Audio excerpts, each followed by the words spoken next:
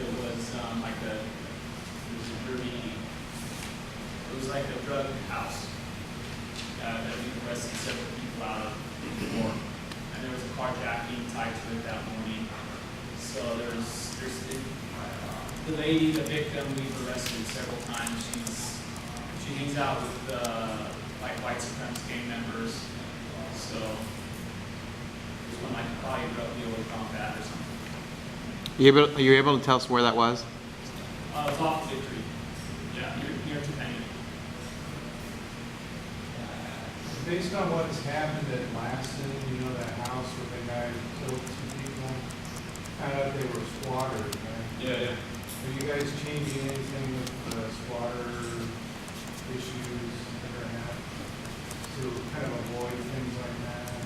We're still asking for everybody to report the vacant homes to us, so we can check on it. But we've kind of run like this dry spell where nobody's calling them in. Right across the street from May Boyer, there's a house that just became empty overnight. This Maybe last we're week. on Highland. Oh, on Highland, yes. Is there someone in there, or it's just empty? Not now, it's empty. Nothing's in place like tracking wise. The realtors have no obligation to call us and tell us when the homes are vacant. It's up to the neighborhood to call us and let us know. Because these guys had everything, they changed the locks, had the keys, and they had forged documents.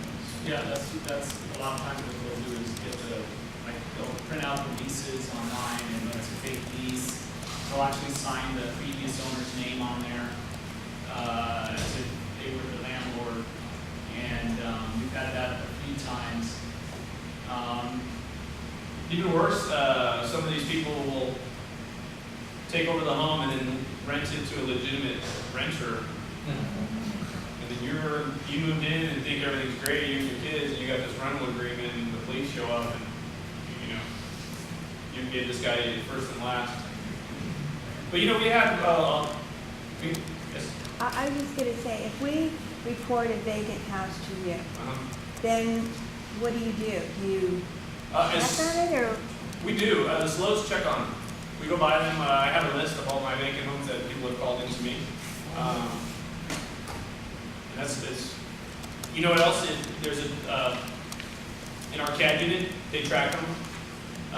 If a call comes up or a dispute in which, like we just described, where at least the person who thinks they have legitimate right to be there, we have like a system in place with the realtor, maybe contact information, and it's up to each individual SLO to do that. But for the most part, everybody back here is doing that. 'Cause You're a realtor, right? Yeah.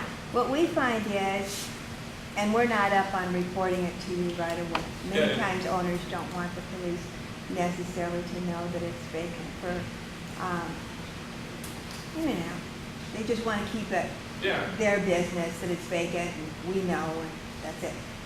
But many times these homes are still broken into and water heaters are taken out, and so we'll replace the water heater with a better one, and they'll still come in and get them out, and they're locked up securely, many times with surveillance and alarms. And so I don't know what the answer is. It's just a nebulous point. Whether you know or not, it doesn't seem to be terribly effective. No, you're right. And the best we can do is just, what I do is I'll go and I'll talk to the neighbor next door on either side and ask them to keep an eye on it in my business card. We've still had houses where I've done that and they've had all the copper wiring ripped out overnight.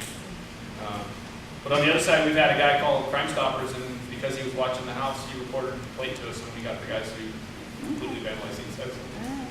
I don't know. Did you guys catch the guys that were stealing stuff from the cars? I guess those car hoppers, do you guys call them? I heard of an incident near Heartland. Yeah, those guys were arrested. They were. Yeah, a couple weeks later. Yeah. What we think that they were them. So, but we're not sure yet if it was them or not. Has that kind of crime stopped ever since you arrested them? Okay. Yeah. So that's why we think. We still have some of the car break-ins on the Valerio area and Shoot that I was talking about. And a couple of them, the suspect was seen in a white Mazda van, MPV with a black stripe on the side. 2 male Hispanics. So if you guys happen to see that. Those not the same guys that, the same description for doing the Thirsty project. No, it's separate.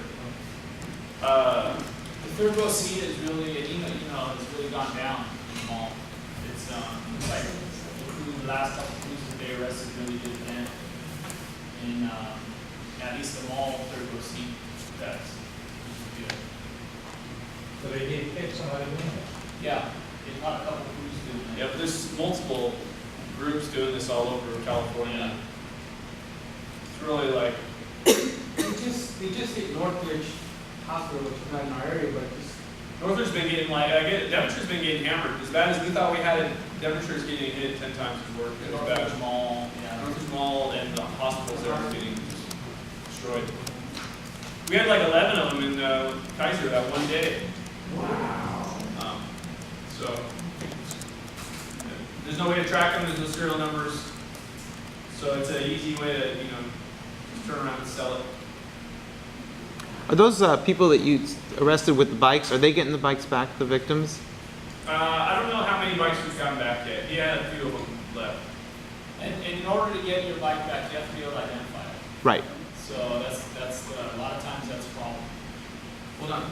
Identified physically, or do you have to have like a serial or a receipt or what? Yeah. We have our annual town hall meeting October 13th, which falls on a Tuesday. So that's in a few weeks. It's going to be at the same location at the church on Sherman Way, and I believe it's at 6:30 this year, Same as last year? same as last year. Do we have any questions or problems? Somebody said what church? What church? Church of Sherman, West Valley Christian? West Valley Christian Church on East 22, 450 Sherman Way. October 13th. Thursday. Oh, yeah. Yeah.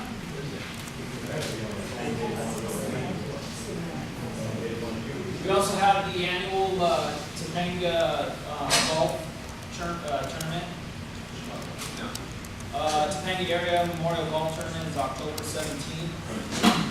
For you golfers. This year they're dedicating it to the memory of fallen LAPD officer Joshua Collins, and he was a U.S. Marine and died in Afghanistan. He was a bomb detonator. He was actually a probationer here. He worked in our office for a month.